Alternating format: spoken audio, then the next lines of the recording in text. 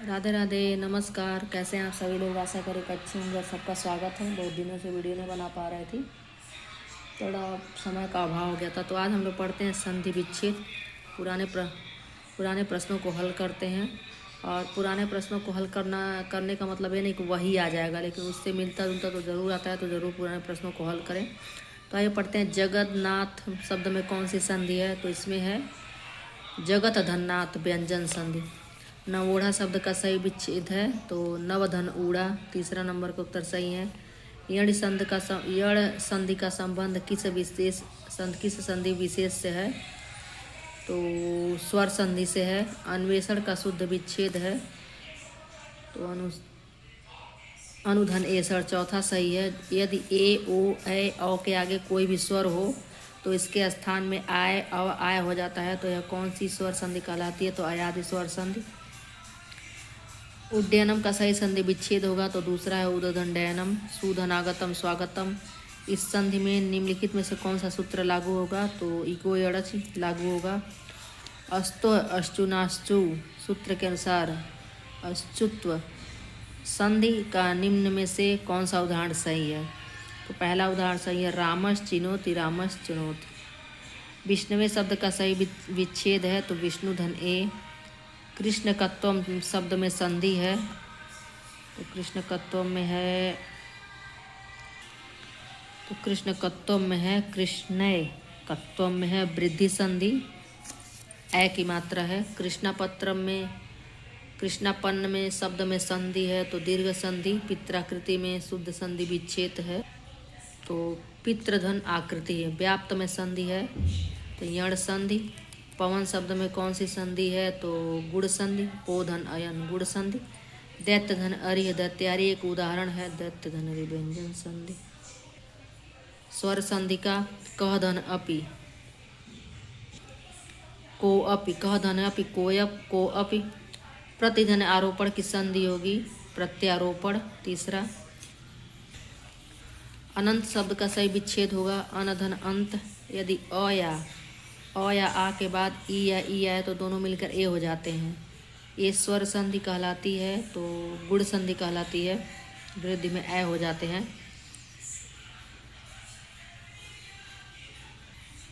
उज्ज्वल में संधि है तो व्यंजन संधि है उतधनज्वल।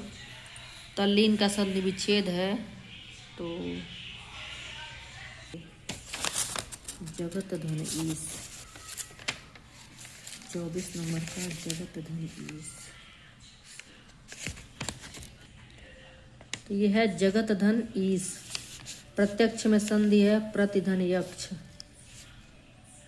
प्रत्यक्ष में है तो देखना पड़ेगा 4। यड़ संधि है। मनोविज्ञान में संधि है मन धन विज्ञान। विसर्ग संधि है। फिर अगला है यदि ई ऊ और री के बाद कोई भिन्न स्वर आए और इनका परिवर्तन क्रमशः य व और र में हो जाए तो कौन सी संधि होगी? तो इसमें होगी यड़ स्वर संधि। भगवत गीता का सही संधि विच्छेद है तो भगवत गीता का सही संधि विच्छेद है भगवत गीता। आधा तो हो जाएगा। मनोरम का संधि विच्छेद है मन धन रम। मनोरम तो होना नहीं चाहिए। 29 का 2 मन धन रम। अभिन्न शब्द का संधि विच्छेद होगा तो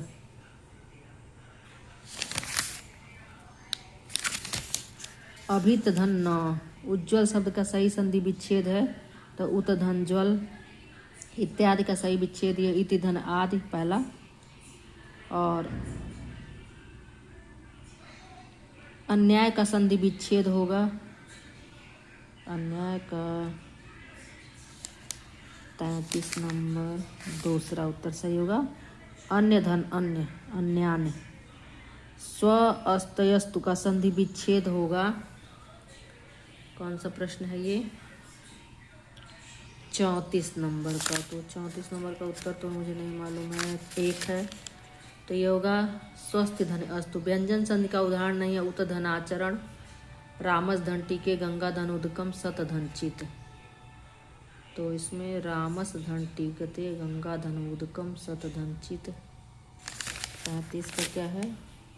3 गंगा धन उदकम। यह व्यंजन संधि का उदाहरण नहीं है स्वर संधि का है।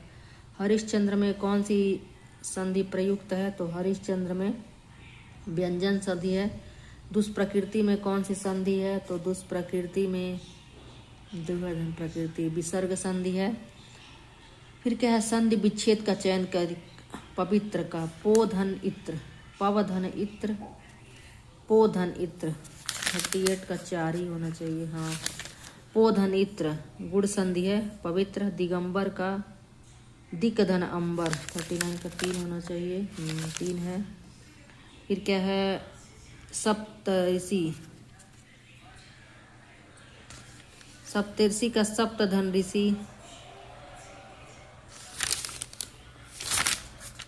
सही है। सप्तधन ऋषि प्रत्युपकार के प्रतिधन उपकार, निरर्थक के निधन अर्थक, घुड़दौड़ के घुड़धन दौड़ 43 का घुड़धन दौड़, इत्ते एवं के इति एवं, धरेश के धराधन ईश। फिर है मनोयोग का मनः धन योग, निराशा के निधन आशा, वातानुकूल के तो वात अनुकूल वातानुकूल, कनकटा के कान धन कटा, पनघट के पानी धन घाट, राकेश के राका धन ईश। तो 51 का होगा राका धन ईश। विश्वामित्र का विश्वधन मित्र, अन्वय का अनुधन अय, निश्चल का निधनचल, महेश का महाधन ईश, वध्वेर स्वर का वधुधन ऐश्वर्य।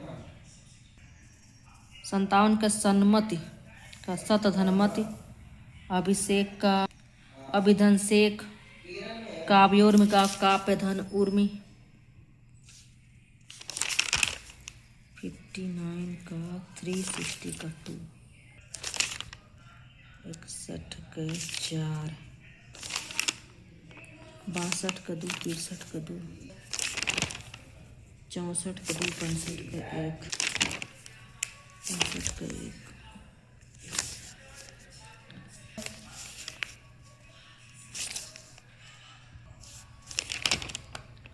67 का 2, 68 का 3, 69 का 1, 68 का 3, 69 का 1, 70 का 1। तो ये उन्हें कपीस का कपिधन इस दीर्घ संधि, दिग्गज में व्यंजन संधि, और उपर्युक्त में है यड़ संधि।